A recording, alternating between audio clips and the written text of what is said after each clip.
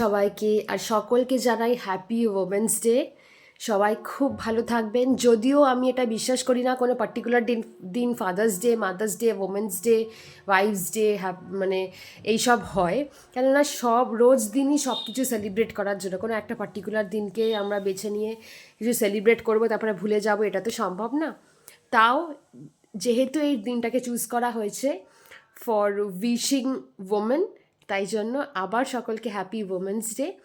যাই হোক, যেটা আসল কথা হচ্ছে, আমার শাশুড়ি মা তো ফিরে এসছে, আপনারা জানেনই, সে একদম পারফেক্টলি সুস্থ আছে।